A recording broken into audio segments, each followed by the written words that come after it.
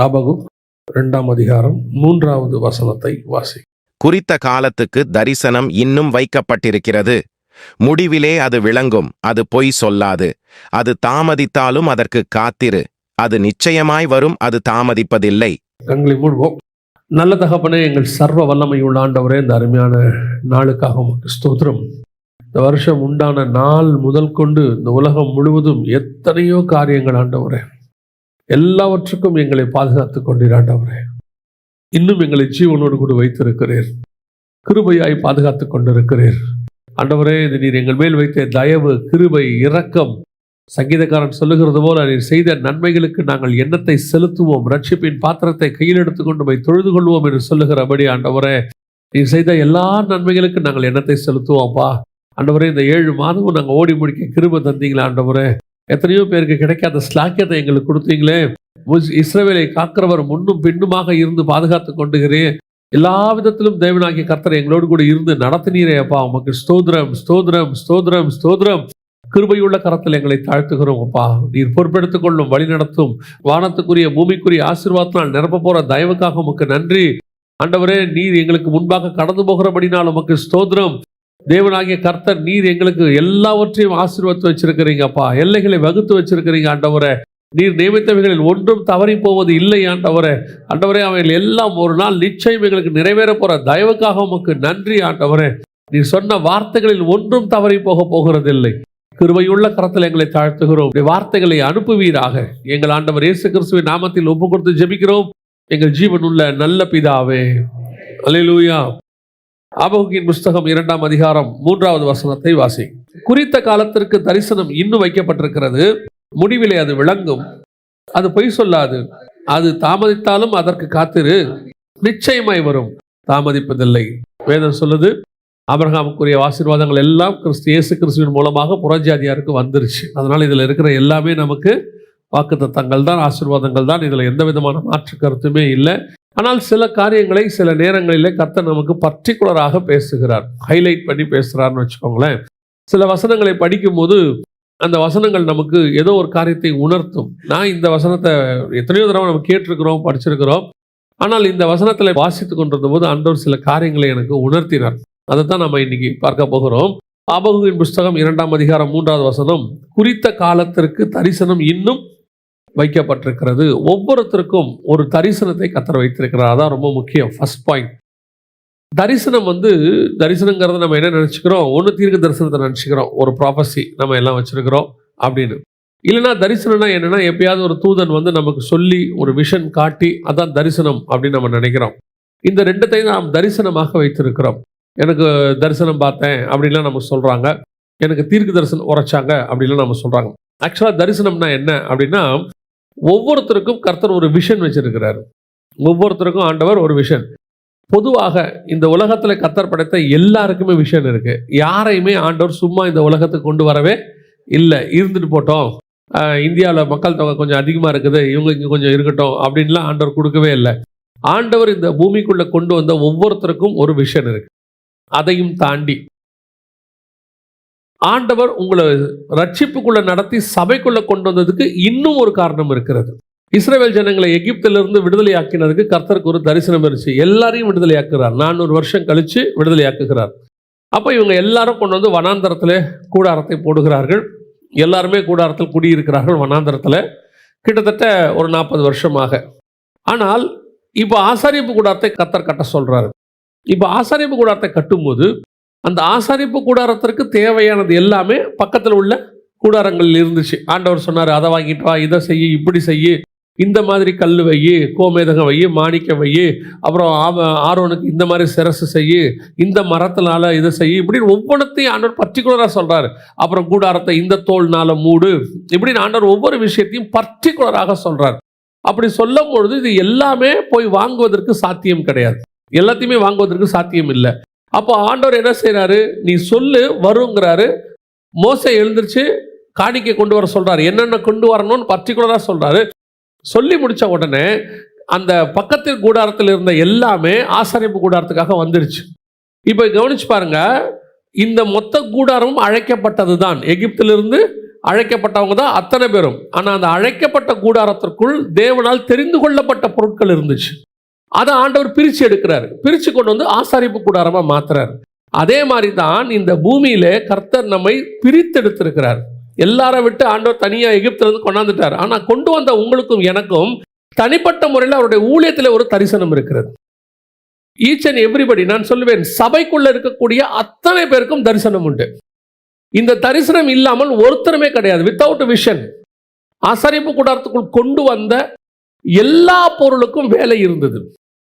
ஒரு பொருளுக்கு கூட வேலை இல்லாமல் இல்லை. நாங்கள் இந்த கன்ஸ்ட்ரக்ஷன் காரியங்களை பார்க்கும்பொழுது நீங்கள் பார்த்துருப்பீங்க, எது ஒன்றுமே கொஞ்சம் எக்ஸ்ட்ரா இருக்கட்டும்னு சொல்லுவாங்க.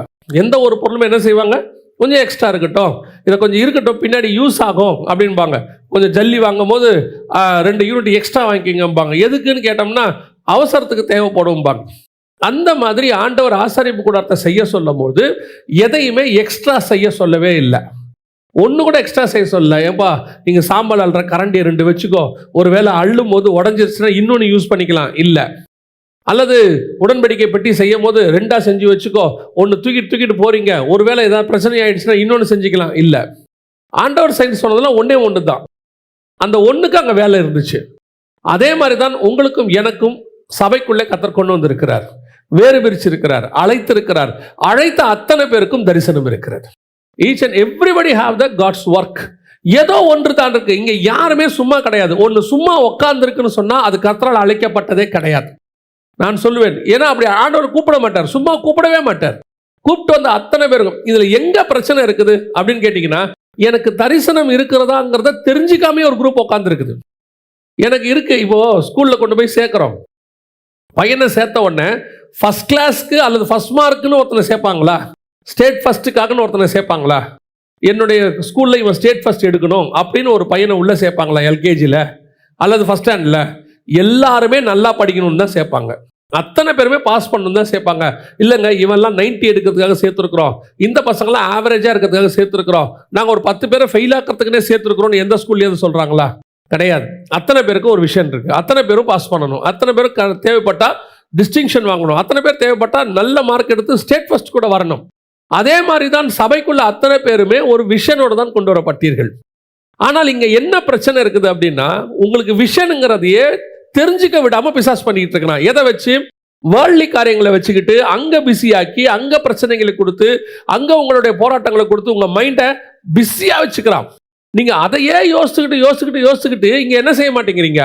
உங்களுக்கு கிடைக்கப்பட்ட விஷனையே முதல்ல தெரிஞ்சுக்க மாட்டீங்க. என்னத்துக்காக அழைக்கப்பட்டோம்? எது என்னுடைய அழைப்பு? எதற்காக நான் சபைக்குள்ள இருக்கிறேன்? கர்த்தர் இத்தனை கோடி மக்கள்ல என்னையே வேறு பிரிச்சார். எதற்காக என்ன கொண்டு வந்து இப்படி சேர்த்து உட்கார வச்சு ஒரு இடத்துல செய்தி கேட்க வைக்கிறார்? நம்மளெல்லாம் எதுக்கு கேட்க வைக்கிறார்?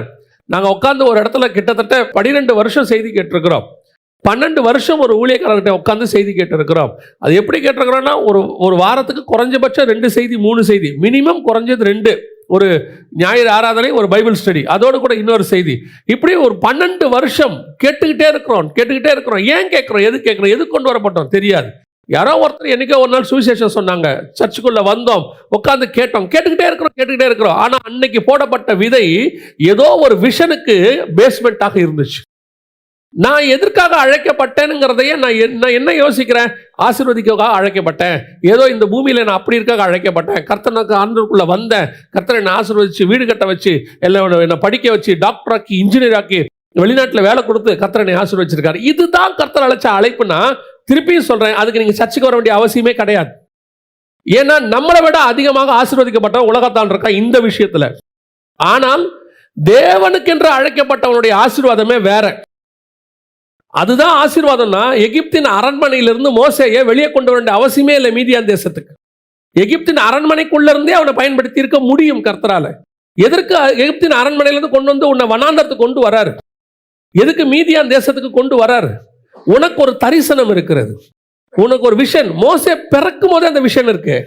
அதனாலதான் அத்தனை 1000 பிள்ளைகள் கொலை செய்யப்பட்ட போது அதுக்கு நடுவில் அந்த பிள்ளை பத்திரமாய் பாதுகாக்கப்பட்டது, வேறு பிரிக்கப்பட்டது, போய் ஒரு ஆத்துல விடப்படுகிறது, அது கொண்டு போய் ஒரு அரண்மனைக்குள்ள பாதுகாக்கப்படுகிறது. 40 வருஷம் பொத்தி ஆண்டவர் பாதுகாக்கிறார். எதுக்காக? தரிசன விஷன். உங்களுக்கு ஒரு தரிசனம் இருக்கு. ஈச் அண்ட் எவரிபடி, திருப்பியும் சொல்றேன், அத்தனை பேருக்கும் இருக்கு.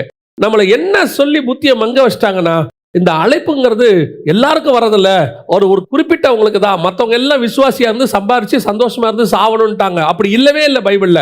அழைப்பு வசனம் சொல்லுது, ராஜாக்களும் ஆசாரியருமாய் அழைக்கப்பட்டோம். அப்படித்தானே இருக்குது.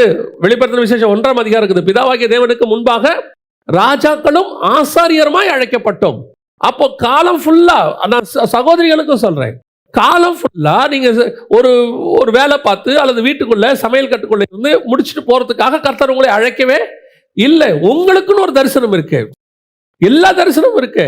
இங்க புதிய ஏற்பாட்டை பொறுத்த வரைக்கும் ஈக்குவல், எல்லாருமே ஈக்குவல். அப்படி ஈக்குவலா இருக்கும்போது என்ன தரிசனம் உங்களுக்கு வச்சாரு? அதாவது நல்லா கவனிச்சுக்கொள்ளுங்க, எல்லாரும் ஒரே வேலையை செய்யணும்னு இங்க ஆண்டவர் சொல்லல. எல்லாருக்கும் எல்லா வேலையும் இருக்கு. புரியுதா? இங்க இங்க என்ன பிரச்சனை ஆகி போகுது, தரிசனத்தை நம்ம எப்படி எடுத்துக்கிறோம்னா, எனக்கு ஒரு விருப்பம், அந்த தரிசனத்தை நான் செய்யணும் அப்படிங்கிற வரும்போது தான் பிரச்சனையா மாறுது. ஆண்கள் செய்ய வேண்டியது சில இருக்குது, பெண்கள் செய்ய வேண்டியது சில இருக்கிறது. ஆண்களுடைய சரீர அமைப்புக்கு ஏற்ற மாதிரி சில ஆண்டவர் கொடுத்திருக்கிறாரு, பெண்களுடைய சரீர அமைப்புக்கு ஏற்ற மாதிரி கொடுத்திருக்கிறார். அப்போ இந்த சரீர அமைப்புக்கு ஏற்ற மாதிரி உள்ளதான காரியங்கள், இப்போ சரி உங்களுக்கு தெரிஞ்சிருக்கும்னு நினைக்கிறேன். சில காரியங்களை சில மரம் செய்ய வேண்டியதை அந்த மரம் தான் செய்ய முடியும். மாமரம் செய்ய வேண்டியதை மாமரம் தான் செய்யும். தென்னை மரம் செய்ய வேண்டியதை தென்னை மரம் தான் செய்ய முடியும். மாமரம் நினைக்கக்கூடாது தென்னை மரம் மாதிரி நான் உயரமா வளரணும்னு. என்னுடைய டிசைன் அப்படி. அதே மாதிரி தான் ஆண்களுக்கு ஒரு டிசைன், பெண்களுக்கு ஒரு டிசைன். ஆனால் எல்லாருக்கும் கனி கொடுக்கிற அனுபவம் இருக்க வேண்டும். தென்னை மரமா மாமரமா கனி கொடுக்காவிட்டால் மரம் வேஸ்ட் தானே. அதே மாதிரி தான் சொல்றேன், சகோதரிகளுக்கும் தரிசனம் உண்டு. பேசிட்டு இருக்கும் போது ஒருத்தர் எங்கிட்ட சொன்னாங்க, ஒரே ஒரு சின்னன்னு சொல்லக்கூடாது, ஒரு மினிஸ்ட்ரி செய்ய சொன்னும் போது கொஞ்சம் லேட் ஆயிருச்சு. அவங்க சொன்னாங்க, எங்க அங்கிள் இந்த வேலை பார்த்து அந்த வேலை பார்த்து பிள்ளைய வளர்த்து படிக்க வச்சு சமையல் வேலையை பார்த்து அதோட சேர்த்து இந்த மினிஸ்ட்ரியும் பண்ணும்போது போதும் போது ஆயிருது. Yes, correct. அதுல எந்த மாற்று கருத்தும் இல்லை. அக்செப்டட் 100%. எக்ஸ்ட்ரா வேலைகள் உங்களுக்கு இருக்கு. ஆனால் இந்த வேலைகளை பார்க்கல உங்கள் தரிசனம் பெருசு. ஏன் இந்த வேலையை நீங்கள் செய்ய முடியாத காலம் ஒன்று கூட வரும், ஆனால் உங்கள் தரிசனம் உங்களை விட்டு போகவே போகாது. தரிசனம் தான் ஒருத்தனை வாழ வைக்கும். ஒரு டார்கெட். இப்ப பாருங்க, ஒரு ஒலிம்பிக் போட்டி நடக்குது இப்ப, அல்லது ஓட்டப்பந்தயம் இருக்கு, ஃபுட்பால் இருக்கு. எல்லாருக்கும் அதுல ஒரு டார்கெட் ஃபிக்ஸ் பண்றாங்க. அவங்கள அறியாமலே ஒரு டார்கெட். யாரு?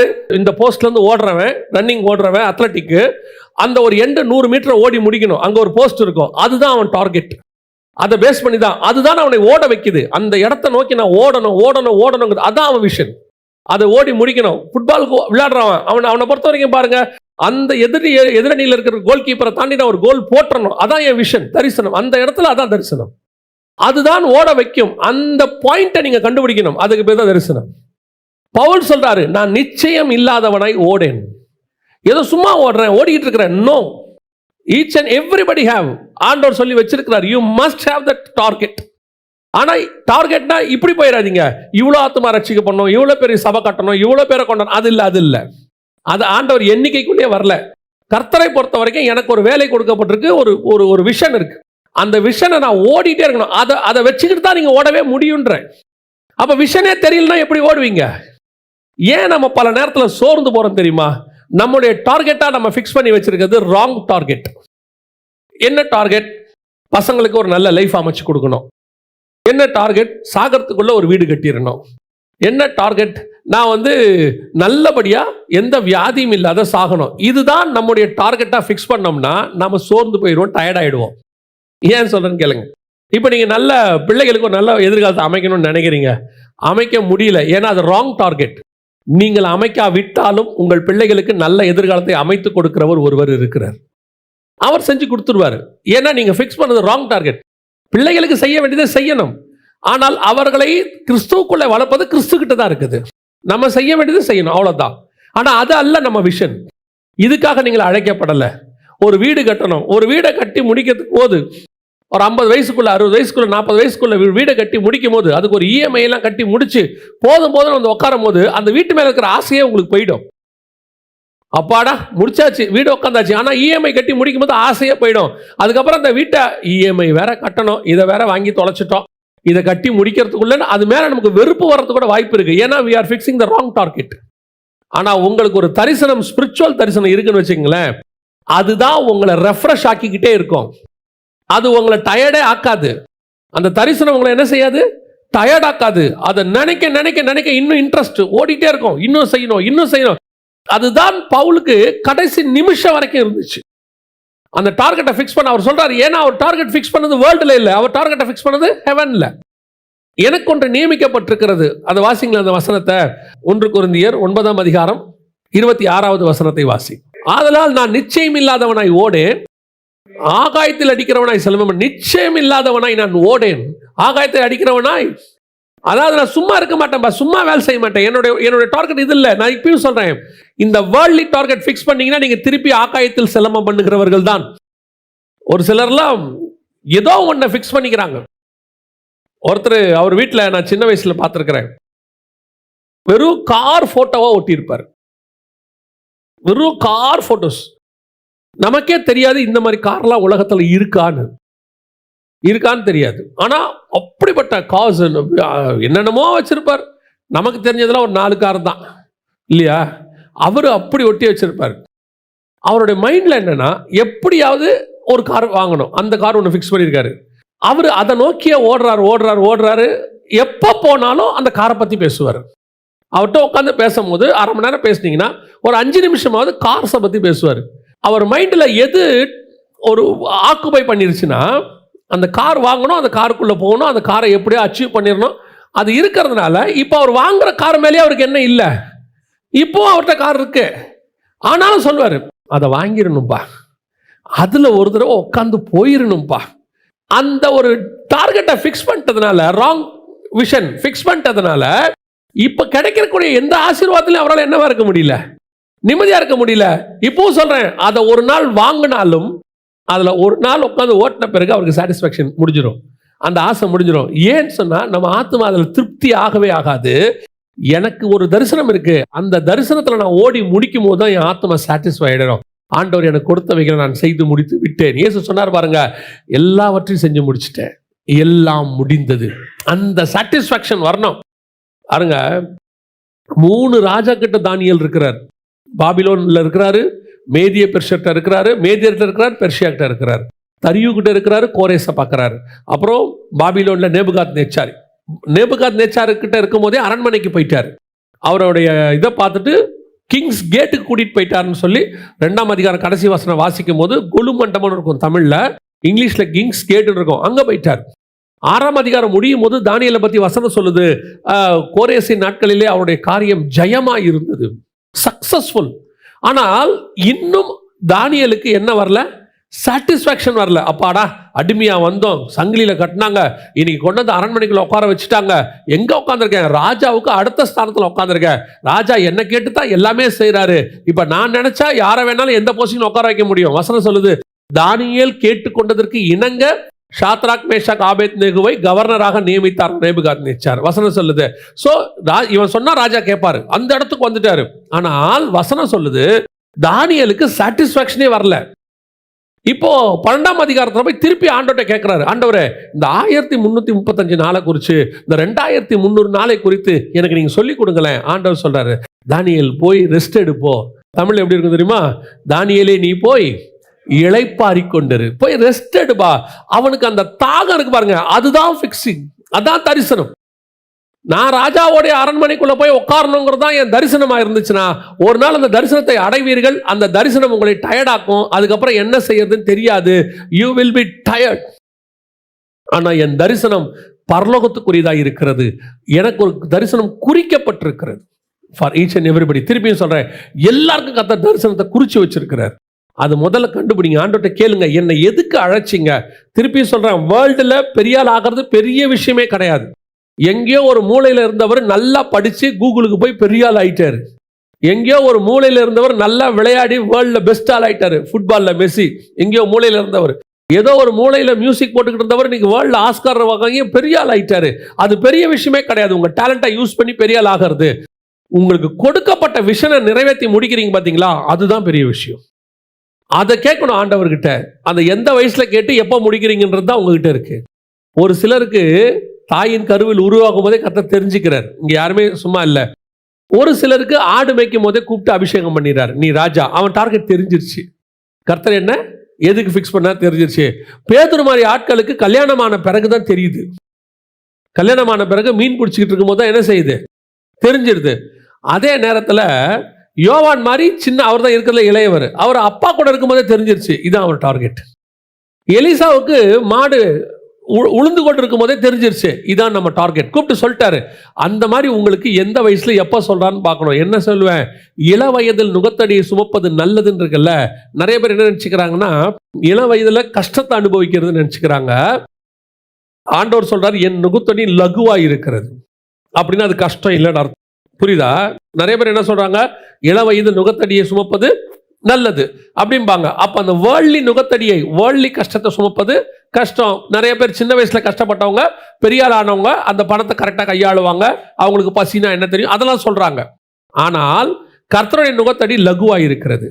அதை எப்ப தெரியுமா தெரிஞ்சுக்கணும், இள வயதில். ஆண்டவர்கிட்ட வரும்போதே அந்த விஷன் தெரிஞ்சிருச்சுன்னு வச்சுக்கோங்களேன், அந்த விஷன் நோக்கி ஓடுவோம். 92ல் நான் ஆண்டவரை ஏற்றுக்கொண்டேன். 1992ல் 94ல் கர்த்தர் எனக்கு சொல்லிட்டாரு, நீ ஊழியத்துக்கு வருவேன்னு. ஒரு யூத் மீட்டிங்கு போகும்போதே கர்த்தரனை ஒப்பு கொடுக்க வச்சு சொல்லிட்டாரு, நான் மினிஸ்ட்ரிக்கு வருவேன்னு சொல்லி. நான் என்ன பண்ணாலும் என் மைண்டில் ஓடிட்டே இருக்கும், மினிஸ்ட்ரிக்கு வருவேன், மினிஸ்ட்ரிக்கு வருவேன், மினிஸ்ட்ரிக்கு வருவேன். ஏன்னா இதான் என்னுடைய தரிசனம். யூகேக்கு போன பிறகு, வெளிநாட்டுக்கு போன பிறகும் அந்த தரிசனம் என்னை விட்டு போகவே இல்லை.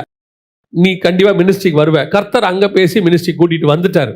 அந்த விஷன் இருக்கு பார்த்தீங்களா, அது உங்களை வேற எங்கே போனாலும் போக விடாது. போனாலும் இழுத்துக்கிட்டு வந்துடும். யோனாவுக்கு ஒரு தரிசனம், நினிவேக்கு போகணுன்றது. நீங்கள் தர்ஷீஷுக்கு போங்க, கூட்டிகிட்டு வந்துடும். அது எப்படி வேணும். அதுதான் என்னன்னா, அந்த விஷனை கேட்டு நீங்களா வந்துட்டா நல்லது.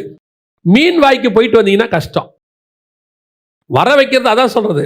நம்மளா வந்துட்டோம்னா நல்லது. இல்லைன்னா கர்த்தர் வர வைப்பார் பாருங்க. அந்த வர வைக்கிற ப்ராசஸ் இருக்குல்ல. யோனா சொல்வாரு, ஐயோ என் கழுத்தெல்லாம் நெருக்குது, நான் சாவ போறேன், அவ்வளவுதான், முடிஞ்சு போச்சு. ஆண்டவர் சொன்னார், நேரா போயிருக்கலாம்னா, நேரா இந்த கப்பல் எடுத்ததுக்கு அந்த கப்பல் எடுத்துருக்கலாமா, போயிருந்தீங்கன்னா என்ன இப்போ உனக்கு பிரச்சனை. இதெல்லாம் இல்லாமல் நல்லபடியாக மினிஸ்ட்ரியை முடிச்சுட்டு, நான் நிறைய பேரை பார்ப்பேன், வர வேண்டிய நேரத்துக்கு வராமல் வீம்பு பண்ணி அந்த தரிசனத்தை பெற்றுக்கொள்ளாமல் தரிசனத்தை விட்டு ஓடி கடைசியாக வேற வழியே இல்லாமல் தரிசனத்தில் வந்து விழுவாங்க.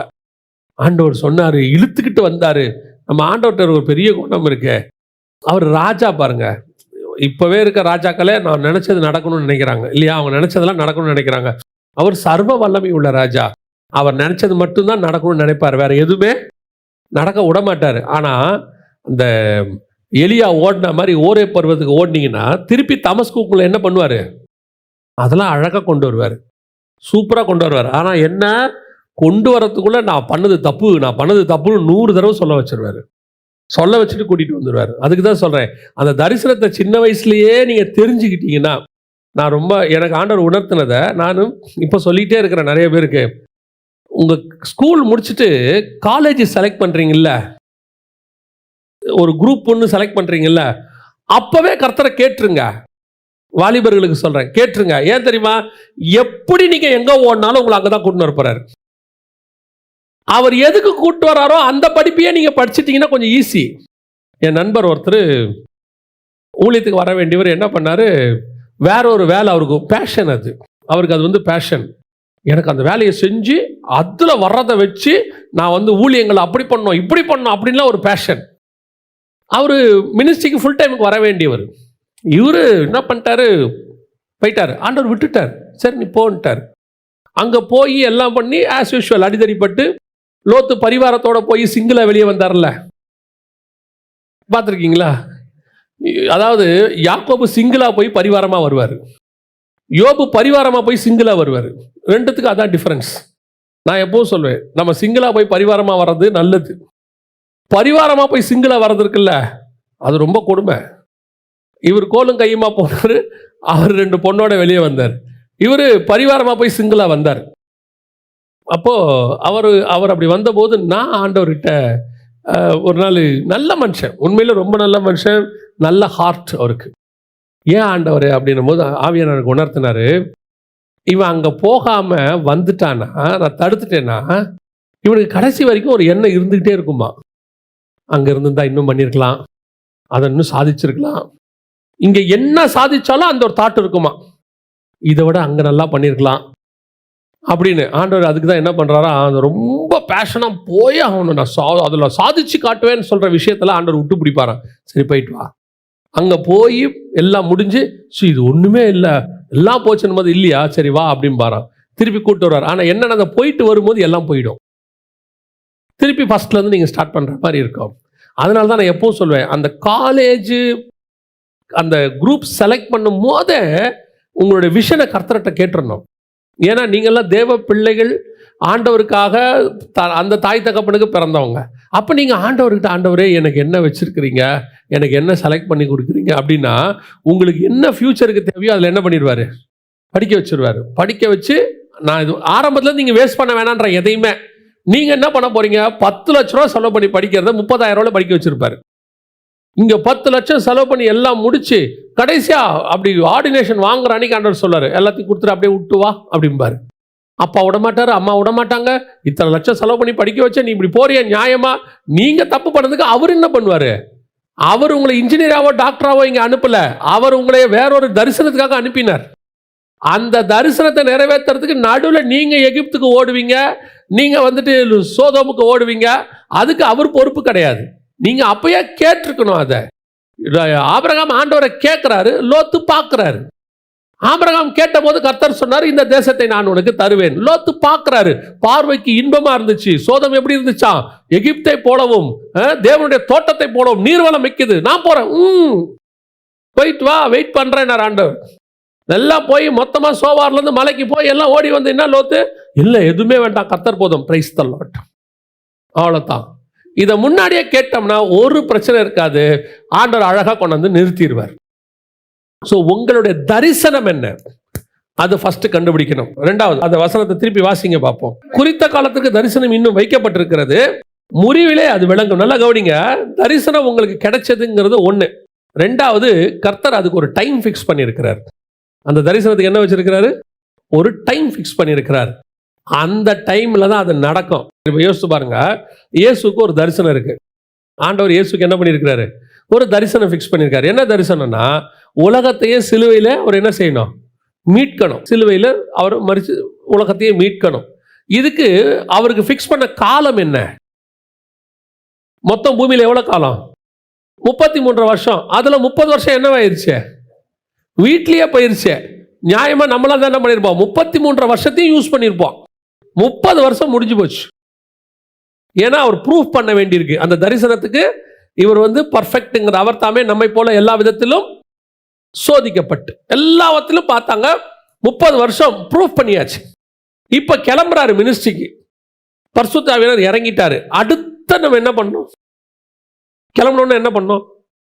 நேரா ஜனங்களை பார்த்து, மனம் திரும்புங்கள், பரலோக ராஜ்யம் சமீபத்தில் இருக்குது, 3 வருஷம் தான் இருக்கு, டக்கு டக்கு கிளம்பு கிளம்பு கிளம்பு. காலையில் ஒரு செஷன், மதியம் ஒரு செஷன், இல்லை அப்படிதானே போடுவோம் மீட்டிங்க. 3 வருஷம் தான் இருக்குன்னா அவர் என்ன பண்றாரு? நேராக கிளம்பி வனாந்தரத்துக்கு போயிட்டாரு. எவ்வளோ நாள் போயிட்டாரு? 40 நாள். அதுலேயே ஒரு 1.5 மாதம் முடிஞ்சு போச்சு. ஒரு குறிப்பிட்ட எல்லாத்துக்கும் என்ன இருக்குது? ஒரு டைம் இருக்குது. இவ்வளோ டெக்னாலஜி வளர்ந்துருச்சு, ஸ்பீட் ஆயிடுச்சு இல்லையா?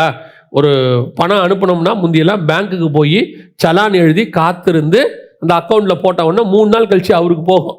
அதான் ப்ரொசீஜர். இப்போ நின்றுக்கிட்டே அப்படி மாத்திரம் வந்துருச்சான்னு கேட்குறோம், வந்துருச்சு. இவ்வளோ ஸ்பீட் ஆயிடுச்சு இல்லை? குழந்தை பிறக்கிற 9 மாதம் குறைஞ்சிருச்சா? 9 மாதம் குறைஞ்சிருச்சா? அதே தானே இருக்கு. அப்போ என்ன அர்த்தம் தெரியுமா? கர்த்தருடைய ஃபிக்ஸ் பண்ண டைம் மாறவே இல்லை. அவர் ஃபிக்ஸ் பண்ணது தான். அவர் இப்போ ஃபிக்ஸ் பண்ணலை, 6000 வருஷத்துக்கு முன்னாடி ஃபிக்ஸ் பண்ணிட்டாரு. அந்த டைம் என்ன செய்யாது?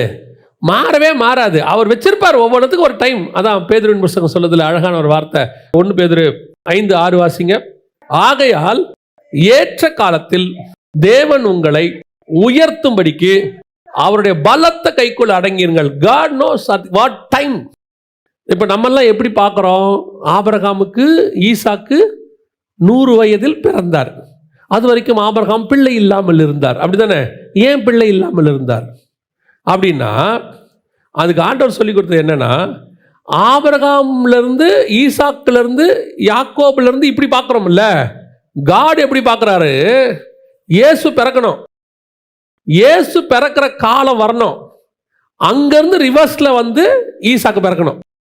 ஈசாக்கு இப்போ பிறந்தாதான் இயேசு அந்த காலத்தில் வெளிப்பட்டு சிலுவைக்கு போக முடியும். அந்த தரிசனத்துக்கு தான் ஆபிரகாம் கானானுக்கு வரணும். அப்போ அந்த தரிசனத்துக்கு ஏற்ற டைமில் தான் இங்கே ஈசாக்கு பிறப்பான். ஆபிரகாமுக்கு தேவையான நேரத்தில் ஈசாக்கு பிறக்க மாட்டான். புரியுதா உங்களுக்கு? ஆபிரகாம் மாம்சத்திலேயே பிள்ளையை பெற்றுக்கல. வசனம் அப்படித்தான் சொல்லுது, தன் சரீரம் செத்து போயிடுச்சு. வாக்குத்தத்தத்தின் பிள்ளைன்னு இருக்கு. இந்த பிள்ளை பிறக்கிறதுக்கு காரணம் ஆபிரகாமுக்கான டைம் இல்ல. இந்த பிள்ளை பிறக்கிறதுக்கு காரணம் இயேசுவுக்கான டைம். இந்த பிள்ளை இப்ப பிறந்து 40 வயசுல கல்யாணம் பண்ணி 60வது வயசுல யாக்கோபு வந்து, யாக்கோபுடைய அந்த குறிப்பிட்ட ஏஜ்ல யூதா வரணும், யூதாவுடைய இதுல பாரே சேலா வரணும். இந்த ஏஜ் எல்லாம் கரெக்டா போய் இயேசு பிறக்கணும். அப்ப இயேசு பிறக்கிறத பிக்ஸ் பண்ணி தான் ஆபிரகாமின் தரிசனம் இருக்கு. ஆபிரகாமின் தரிசனத்தை பேஸ் பண்ணி இயேசு வர மாட்டார். புரியுதா உங்களுக்கு? ஏன்னா ஆபிரகாமுக்கு சந்ததின்னு சொல்லும் போது கிறிஸ்துன்னு சொல்லியாச்சு. அந்த சந்ததி கிறிஸ்துவே. உனக்கு சந்ததிகள் இருக்காது, சந்ததி தான் இருக்கும். அந்த சந்ததி கிறிஸ்துவே. அப்ப அந்த சந்ததிக்கு ஏத்த மாதிரி தான் ஓன் தரிசனம் நடக்கும். நம்ம டயத்துக்கு ஏத்த மாதிரி அந்த தரிசனம் நிறைவேறாது. அப்ப ஏற்ற காலத்தில் உங்களை உயர்த்தும்படிக்குன்னா கிறிஸ்து வருகிற போது அந்த டைமுக்கு ஏற்ற மாதிரி இங்க ஈசாக்கு பிறக்கிற மாதிரி உங்களுக்கு வச்ச தரிசனத்தினுடைய முடிவின் அடிப்படையில் தான் இப்ப எல்லாமே நடக்கும். நமக்கு என்ன ஆசை? உடனே உடனே உடனே இமிடியட்டா, ஐயோ ஏஜ் போகுது, 28வது 27வது 26வது இன்னும் செய்யாம இருக்கும், சாதிக்கணும், ஏதாவது பண்ணணும். ஆண்டவர் சொல்லாரு, இன்னும் சாதிக்கலாம். சில ஆட்கள் பார்த்தீங்களா பரபரப்பா வேலை போட்டு எல்லாத்தையும் உடைச்சிருவா பொட்டுன்னு. தாமஸ் ஆல்வா எடிசன் பல்பு கண்டுபிடிச்சார்ல, கேள்விப்பட்டிருக்கீங்களா? பல்பு கண்டுபிடிச்சிட்டாரு. மறுநாள் வந்து எல்லாத்தையும் சொல்றாரு, நான் பல்பு கண்டுபிடிச்சிட்டேன், டெமோ பண்ண போறாரு. அவர் கூடவே ஒரு வேலைக்காரன் தான், அவன் தான் நல்லா பரபரப்பா வேலை பார்ப்பான். அவங்கிட்ட பல்பை கொடுத்து அந்த டெமோ ரூம்ல எல்லாம் உட்காந்து கொண்டு போன்னு சொன்னாரு. முதல் நாள் கொண்டு போகும்போது கீழே உடச்சுட்டான், உடஞ்சிடுச்சு. பரபரப்பு. நம்மகிட்ட கொடுத்துருக்காரு, பத்திரமா கொண்டு போனோம். முதல் பல்ப் போட்டு டொங்குன்னு உடச்சுட்டான், மொத்தம் க்ளோஸ். சொன்னாரா தாமஸ் ஆல்வா எடிசன், இன்னொரு நாளை ஃபிக்ஸ் பண்ணி இன்னொரு நாள் நான் டெமோ பண்றேன்னு சொல்லி திருப்பி அதே வேலைக்காரங்கிட்ட தான் அந்த பல்பை கொடுத்தாராம். இப்போ நீ என்ன செய்யணும்? பத்திரமா கொண்டு போகணும். பல நேரங்களில் ஆண்டவர் நம்மகிட்ட கொடுத்த தரிசனத்தை நாம் நம்முடைய டயத்துக்கு வேகமாக போய் உடைச்சிடுறோம். ஆண்டவர் வெயிட் பண்ண சொன்னா பண்ணுங்க. நல்லா கவனிங்க, 12 மணி நேரம் வேலை செய்கிறவன் செய்யட்டும். நான் 1 மணி நேரம் வேலைக்காரனாக இருந்தால் எனக்கு 1 மணி நேரம் தான் தரிசனம். ஐயோ அவங்களாம் இறங்கி வேலை செய்கிறாங்களே, நான் சும்மா இருக்கிறேனே. அவன் செய்கிற வேலைக்கும் நீ செய்கிற வேலைக்கும் டிஃபரன்ஸ் இருக்கும். அவன் 12 மணி நேரம் செய்யறத உன்னை 1 மணி நேரத்தில் வச்சு கர்த்தர் செஞ்சு அந்த வேலையை முடிக்க வல்லமை உள்ளவராக இருக்கிறார். எனக்கு கொடுத்த தரிசனத்துக்கான டைமையும் பரலோகமே ஃபிக்ஸ் பண்ணியிருக்கு. அந்த டைமை நான் ஃபிக்ஸ் பண்ணக்கூடாது. இதான் பிரச்சனை. முதல்ல தரிசனம் என்னன்னு தெரியாது, தெரிஞ்சிருச்சா அது அதை விட பிரச்சனை. இமிடியட்டா அந்த தரிசனத்தில் என்ன செய்யணும்? நிறைவேற்றணும். இல்லை, வெயிட். ஒரு இடத்துல அடங்கி இருக்க சொல்வாரு. இப்போ எனக்கு 94ல் ஊழியம்னு ஆண்டவர் சொல்லிட்டாரு. 96லேயே நான் ஊழியத்துக்கு வர ரெடி ஆயிட்டேன். நான் காலேஜ் முடிச்ச உடனே ஊழியத்துக்கு வர ரெடி ஆயிட்டேன். அப்பவே அங்க போறேன் இங்க போறேன். ஆண்டவர் சொன்னார், நீ எங்கேயும் போல, சும்மா தான் இருக்க போற. 2004 வரைக்கும் கர்த்தர் என்ன ஊழியத்துக்கு ஃபுல் டைம் கூப்பிடவே இல்லை. 2004ல் கன்ஃபார்ம் பண்ணி கூப்பிட்டார். அது வருவதுக்கு ஒரு காரணம் இருக்கு. எல்லாம் கர்த்தர்கிட்ட இருக்கு டைம். யார் எப்போ வந்தா ஏது வந்தா நடக்கும், என்ன நடக்கும், எங்க போகணும், எங்க மீட்டிங் ஆரம்பிக்கணும், எல்லாம் ஆண்டவர் வச்சிருக்கிறார். அதே மாதிரி தான் சொல்றேன். சில இடத்துல உங்களை இருக்க சொல்றாரா இருங்க, சில காரியங்களை படிக்க சொல்றாரா படிங்க. சில இடத்துல உங்களை கொஞ்ச நாளைக்கு எதுவுமே இருக்க ஒண்ணுமே தெரியாது, சும்மா இருப்போம். 40 வருஷம் ஆடு மேய்க்கிறாரு. என்னத்துக்காக ஆடு மேய்க்கிறாரு யாருக்குமே தெரியாது, மேய்ச்சிக்கிட்டே இருக்கிறாரு. ஒரு நாள் வந்தது, பருவத்தில் மேலே ஏறி வர சொன்னார். வேலை முடிஞ்சிடுச்சு. ஒரே நாள் மொத்தம் டோட்டல் அப்சைட் டவுனா மாறிடுச்சு. அவர் பாட்டு ஜெயிலில் கிடக்கிறாரு. யோசிப்பு எதுக்கு தெரியாது. இரு, உன்னோட தரிசனம் நிறைவேறுகிற இடம் அங்கதான் இருக்கு. எதுக்காண்டவர் ஜெயிலில் இருக்கேன், ஜெயிலில் ஒருத்தன் வருவான், அவன் உன்னை பார்வன்ட்ட கூட்டு போவான், அங்கதான் உன் தரிசனம் நிறைவேறும். அந்த தரிசனத்துக்குரிய நேரத்துக்கு யூ மஸ்ட் வெயிட். 3வது வாசிங்க, அதே 2ஆம் அதிகாரம் 3வது வசனத்தை வாசிங்க. ஆபகுக் அந்த வசனம் என்ன சொல்ல பாருங்க. தாமதித்தாலும் அதற்கு காத்திரு, ஆனா அது தாமதிக்காது. அப்படின்னு என்ன அர்த்தம்? முரண்பாடா இருக்குல்ல அந்த வார்த்தை. முரண்பாடா இல்ல, அது டிலே ஆனாலும் நீ வெயிட் பண்ணு, ஆனா டிலே ஆகாது. அப்ப டிலே ஆனாலும் வெயிட் பண்ணு, ஆனா டிலே ஆகாது. அப்படி அர்த்தம் என்னன்னா, இதை இன்னொரு வசனத்துல இருந்து சொன்னா உங்களுக்கு கொஞ்சம் தெளிவா புரியும்னு நினைக்கிறேன். நான் இப்படி சொல்றதை விட இன்னொரு வசனம் உங்களுக்கு ஈஸியா புரிய வச்சிடும். வாசிங்க, 2 பேதுருவின் புஸ்தகம் 3ஆம் அதிகாரம் 9வது வசனம் வாசி. தாமதிக்கிறார் என்று சிலர் எண்ணுகிறபடி கர்த்தர் தமது வாக்குத்தத்தத்தை குறித்து தாமதமாயிராமல் ஒருவரும் கெட்டுப்போகாமல் எல்லாரும் மனந்திரும்ப வேண்டும் என்று விரும்பி நம்மேல் நீடிய பொறுமையுள்ளவராயிருக்கிறார். அப்ப நல்லா கவனிங்க. தாமதிக்கிறார் என்று சிலர் எண்ணுகிறபடி கர்த்தர் வரத்துக்கு என்ன ஆகுதான்? தாமதமாகுது. அது ஒரு தரிசனம். கர்த்தர் திரும்பி வரப்போறாருங்கிறது நம்ம கொடுக்கப்பட்டிருக்கிற நம்ம எல்லாம் அவர் தரிசிக்க போறோம். அது ஒரு தரிசனம். தாமதிக்கிறாரு நம்ம நினைக்கிறோம், என்னங்க 2000 வருஷம் ஆகி போச்சு, ஆண்டவர் வரல. அப்ப நம்ம பார்வையில் அது என்னவா இருக்கு? தாமதிக்குதா இருக்கு. ஆனா கர்த்தர் பார்வையில் தாமதம்லாம் இல்லை. அவர் டைம் ஃபிக்ஸ் பண்ணி வச்சிருக்கிறார். அவருக்கு அது தாமதமே இல்லை. நம்ம பார்வைக்கு அது என்னவா இருக்கு? அப்ப நாம தாமதித்தாலும் நம்ம பொறுத்த வரைக்கும், ஆமாப்பா ரொம்ப நாளாவது, டிலே ஆகுது, கர்த்தர் என்கிட்ட சொல்லிட்டாரு ஆனா நடக்கவே இல்லையே, கர்த்தர் என்கிட்ட சொல்லிட்டாரு அந்த காரியமே வரலையே. ஆண்டவர் சொன்ன தரிசனத்துக்கு நேரம் இருக்குன்னு சொன்னல, அந்த காத்திருக்கிற நேரம் இருக்குல்ல, அதுல ஒரு பேஷன்ஸ் வேணும் நமக்கு. தாமதம் ஆகுது, இன்னும் ஆகுது, டைம் ஆகுது. சில நேரத்தில் பார்த்தீங்கன்னா இங்கே சொன்னதுக்கும் அவர் சொன்னதுக்கும் அவர் நமக்கு கடந்து வர டைமிங் பார்த்தீங்கன்னா நம்ம வியூவில் இதுக்கப்புறம் இல்லையே, இதுக்கப்புறம் என்ன நடக்கும், அவர் சொன்ன தரிசனத்தை நிறைவேற்றுறதுக்கு நமக்கு என்ன இல்லை, டைமே இல்லைன்ற மாதிரி இருக்கும். அவ்வளோதாங்க, முடிஞ்சு போச்சு, இதுக்கப்புறம் என்னங்க அப்படின்னு நினைப்பீங்க. பாருங்க, நான் எனக்கு தெரிஞ்ச உதாரணத்தை சொல்கிறேன். இஸ்ரவேலுக்கு தலைநகராக எருசலேமை மாற்றணும். சரியா? இந்த நம்ம காலத்தில் இஸ்ரவேல் தலைநகராக எருசலேமை மாற்றணும். இப்போ ஒரு ட்ரம்ப் தான் மாற்றணும், அவர் தான் வந்து மாற்றினார். சரியா? இப்போ நமக்கு தெரிஞ்சிருச்சுன்னு வச்சுக்கோங்க, முன்னாடியே நமக்கு தெரியாது, நமக்கு தெரிஞ்சிருச்சுன்னு வச்சுக்கோங்க. ட்ரம்ப்போடைய ஒரு 20வது வயசில் நமக்கு தெரிஞ்சு போச்சு. நான் சொல்கிறது ஒரு உதாரணம். ட்ரம்ப் தான் என்ன செய்யணும், அவர் தான் வந்து இஸ்ரவேல் தலைநகராக எருசலேமை மாற்றணும்னு சொல்லிட்டார் ஆண்டவர். இப்போ நம்ம எல்லாரும் தீர்க்கதரிசியாக மாறிட்டோம், ட்ரம்ப்பையே பார்த்துக்கிட்டு இருக்கோம். ட்ரம்ப்புக்கு 30 வயசு ஆகுது, ட்ரம்ப்புக்கு 40 வயசு ஆகுது, ட்ரம்ப்புக்கு 50 வயசு ஆகுது, ட்ரம்ப்புக்கு 60 வயசு ஆகுது, ட்ரம்ப்புக்கு 70 ஆகிப்போச்சு. 70 பலத்தின் மிகுதினால். அப்போ ட்ரம்ப் எங்கே வந்துட்டார் இப்போ? எப்படி? ஏன்னா நமக்கு 70னா நம்ம பார்வைக்கு என்ன வந்துருச்சு, நம்ம வியூவில் என்ன ஆகுது, ட்ரம்ப் தான் இஸ்ரவேலுக்கு தலைநகராக எருசலேமை மாற்றுவாருன்னு நமக்கு அப்போவே சொல்லிட்டாரு. ஆனால் 70 ஆகிப்போச்சு, இன்னும் ட்ரம்ப் மாற்றலையே. 68, 69, அவ்வளோதான், முடிஞ்சிருச்சு. தாமதம் இன்னும் விட்டுங்க. கரெக்டாக 70ல் எழுந்திரிச்சு ட்ரம்ப் இஸ்ரவேல் தலைநகர் எருசலேம்ட்டு வீட்டுக்கு போயிட்டாரு. இப்போ நம்ம பார்வைக்கு அது தாமதம், கர்த்தர் பார்வையில் அது தாமதம் இல்லை. கர்த்தர் வெயிட் பண்ணது அவனுக்கு 70 ஆகணும். ஏன்னா ட்ரம்ப்புக்கு 70 ஆகும்போது தான் இஸ்ரவேல் விடுதலையாகி 70 வருஷம் ஆகும். இஸ்ரவேலுக்கு 70 ஆகும்போது தான் எருசலேமுக்கு 50 வருஷம் ஆகும், ஜூபிலி வருஷம். புரியுதா உங்களுக்கு? இந்த 70, 50 கணக்கெல்லாம் ட்ரம்ப் வயசோட சேர்ந்து பரலோகம் ஒரு பெரிய பிளான்ல இருக்கு. இது ஒண்ணுமே தெரியாம நடுவில் நம்ம உட்காந்துக்கிட்டு, ட்ரம்ப்புக்கு இன்னும் டைம் ஆகி போச்சே, இன்னும் ஆகலையே, இன்னும் இப்படியே போதே. இதே மாதிரி தான் நம்ம தரிசனத்துக்கு ஓடிட்டு இருக்கோம். அவருக்கு நம்ம மட்டும் பிளான் இல்லை. நெகேமியாவுக்கு நான் கட்டுற அலங்க மட்டும் பிளான் இல்லை, என்ன மாதிரி 100 பேர் கட்டிட்டு திரிறான். எல்லாம் சுத்தி வந்தாதான் அலங்கம். நான் என்ன சொல்றேன், இந்த பக்கத்துக்காரனும் கட்டல, இந்த பக்கத்துக்காரனும் கட்டல, நான் மட்டும் கட்டிட்டு இருக்கிறேன். எப்போ 52 நாள் முடியும் போது முடியும். உனக்கு அந்த வேலை இல்லை, நீ உன் தரிசனத்துக்கு வெயிட் பண்ணு, எல்லாம் முடிகிற வரைக்கும். நிறைய பேர் இதான் பிரச்சனை, லேட் ஆகுது, டிலே, இன்னும் தாமதிக்கிறார் என்று சிலர் எண்ணுகிறபடி. கர்த்தர்கிட்ட தாமதம் ஒன்று கிடையவே, அதை நான் எப்பவும் சொல்லுவேன், கர்த்தருக்கு ஆக்சிடென்ட்னு ஒன்று கிடையாது. நம்ம சொல்றோம் ஆக்சிடென்ட்லி, எதிர்பாராத விதமான ஏன் வருதுன்னா நம்ம எதிர்பார்க்காம இருந்ததுனால. கர்த்தருக்கு எல்லாமே தெரியும். ஸோ எதிர்பாராத விதம்னு கர்த்தருக்கு ஒன்று கிடையவே கிடையாது. இப்போ எழுப்பும் போது ஆண்டவர் உங்களை உருவாக்கும் போது, இப்போ நம்ம இங்க இருக்கிற ஒவ்வொருத்தரையும் ரெடி பண்ணும் பொழுது ஆண்டவர் அதற்கான காரியத்தை என்ன பண்ணியிருக்கிறாரு, ரெடி பண்ணி வச்சிருக்காரு. நான் எனக்கான டிசைன்குள்ள போறதுக்கு, நடத்தி கொண்டு வருவதுக்கு, என்னை சரி பண்றதுக்கு, எனக்குள்ள இருக்கிறத மாத்துறதுக்கு கர்த்தருக்கு என்ன இருக்குது, ஒரு டைம் எடுத்துக்கிறாரு.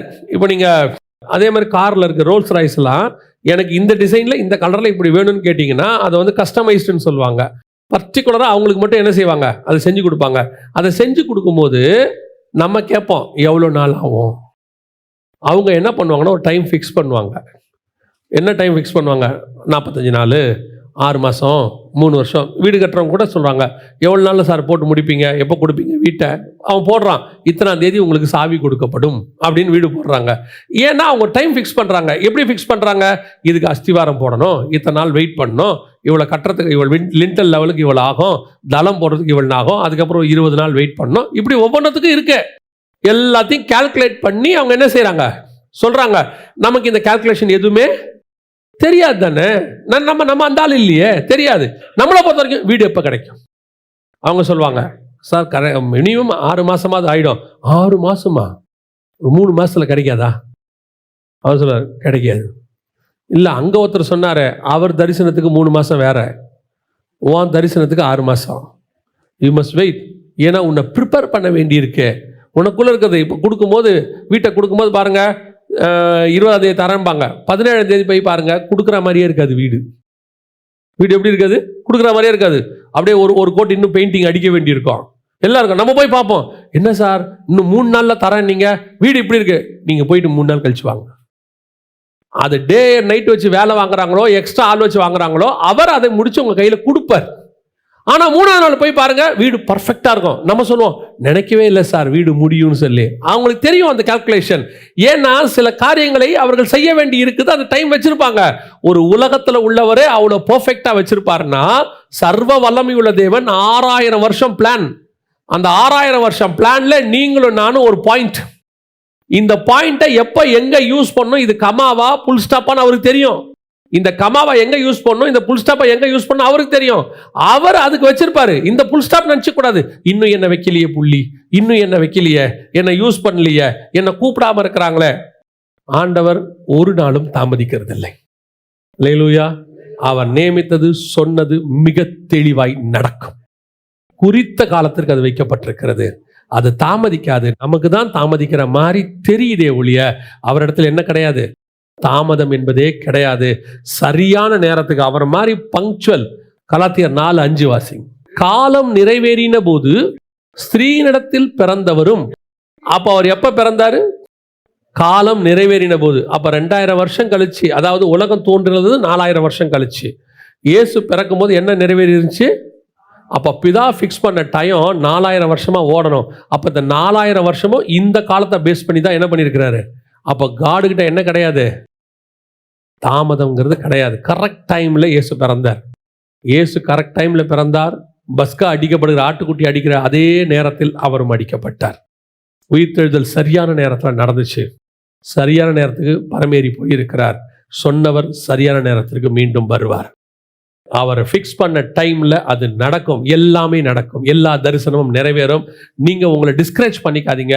இன்னும் நடக்கலையே, எனக்கு வயசாயிட்டே போதே, எனக்கு இன்னும் இருக்குதே, இன்னும் வருக வரப்போதே, ஐயோ யுத்தம் ஆரம்பிச்சிருச்சு, இன்னும் கொஞ்சம் நான் அதை பண்ண இதை பண்ணோம். ஆண்டவர் சொன்னார், நீ வெயிட் பண்ண, உனக்கு ஒரு டேர்ன் ஒன்று வரும். அது சின்ன வேலைன்னு உன் பார்வைக்கு தெரியும், ஆனால் மெயின் வேலையா இருக்கும். அதை உன்னை வச்சு தான் செய்ய முடியும். வண்டி எல்லாத்தையும் ரெடி பண்ணும்போது தூரத்தில் ஒரு போல்ட்டு பார்த்துக்கிட்டே இருக்கும். டோரை மாட்டுறாங்க, அதை மாட்டுறாங்க, இதை மாட்டுறாங்க, எல்லாம் மாட்டுறாங்க. என்னை மட்டும் எடுத்து மாட்டவே மாட்டுறாங்களே, ஓரமாக கிடக்கிறனேன்னு. கடைசியாக எல்லாத்தையும் டயரெல்லாம் மாட்டிட்டு தான் லாஸ்ட்டாக என்னத்துக்கு போடுவாங்க, போல்ட்டை போட்டு முறுக்குவாங்க. அந்த போல்ட் நினைக்கும், கடைசியாக என்ன கூப்பிட்டுருக்குறாங்க, எதுக்குன்னு தெரியல. ஆனால் ஒரு போல்ட் இல்லை, மொத்த காரும் காலி. நான் சின்ன வேலை தான், கடைசியாக தான் அழைக்கப்பட்டேன், கடைசியாக தான் செய்வேன். ஆனால் என் வேலைக்குரிய இம்பார்ட்டன்ஸ்னு ஒன்று இருக்கு. கர்த்தர் அதை என்னை கொண்டு செய்ய வல்லமை உள்ளவராக இருக்கிறார். நான் கர்த்தருடைய காலம் வரைக்கும் என்ன செய்வேன், வெயிட் பண்ணுவேன். நாம் ஜெபம் பண்ண போகிறோம். எழுந்திருக்கலாமா நாம எல்லாரும்? நன்றி ஆவியானவரே, கோடான கோடி ஸ்தோத்திரம். ஒப்பு கொடுப்போமா தேவ சமூகத்தில்? இன்னைக்கு ஒரு காரியத்தை நீங்க கற்றுக்கொள்ளுங்க. இங்க நீங்க யாருமே விருதாவாய் வரவில்லை. கர்த்தர் இந்த உலகத்திலிருந்து உங்களை விருதாவாய் வேறு பிரிக்கவில்லை. உங்களை அழைத்ததற்கு அவருக்கு ஒரு முகாந்தரம் இருக்கிறது. உங்கள் மேல் கர்த்தருடைய தரிசனம் இருக்கு.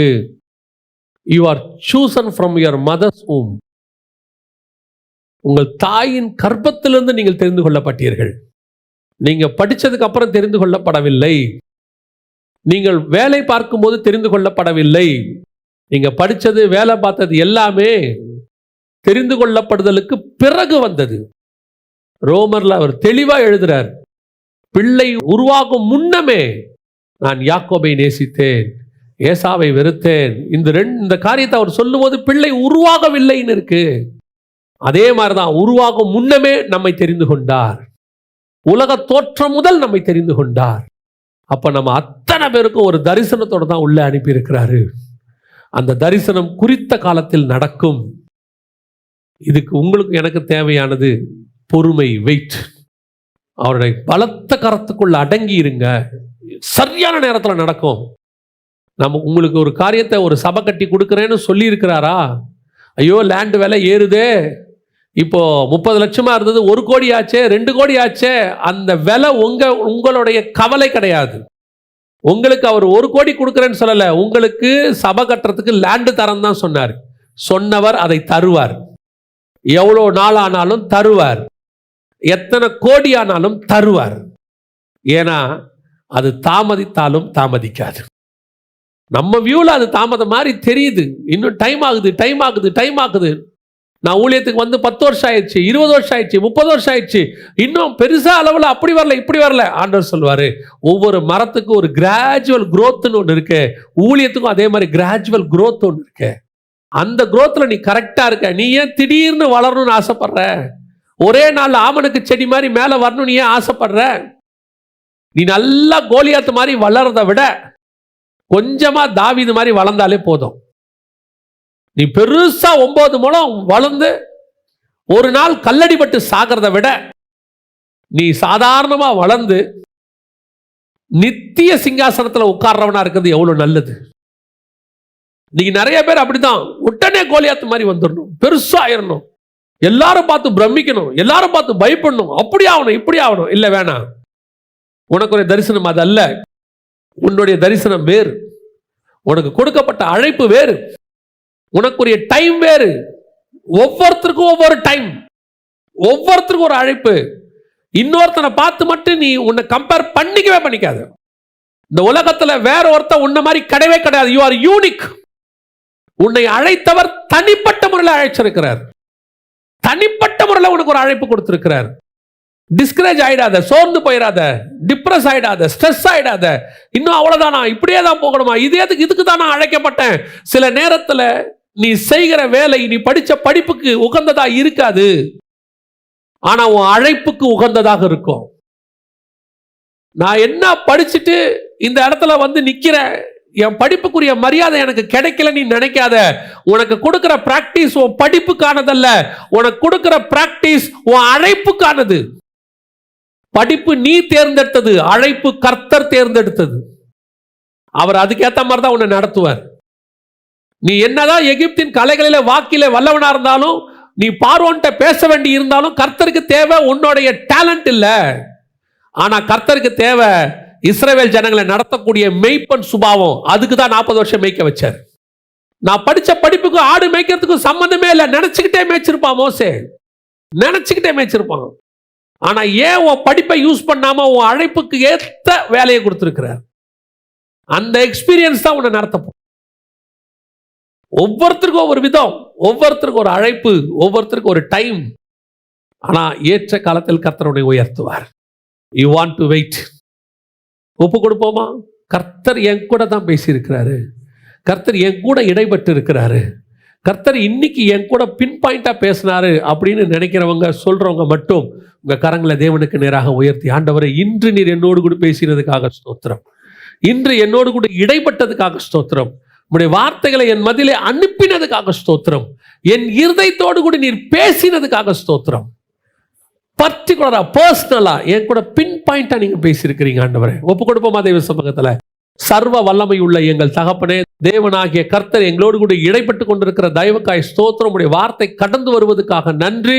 உடைய வார்த்தை எங்களுக்குள்ளே ஊடுருவினதுக்காக ஸ்தோத்திரம்.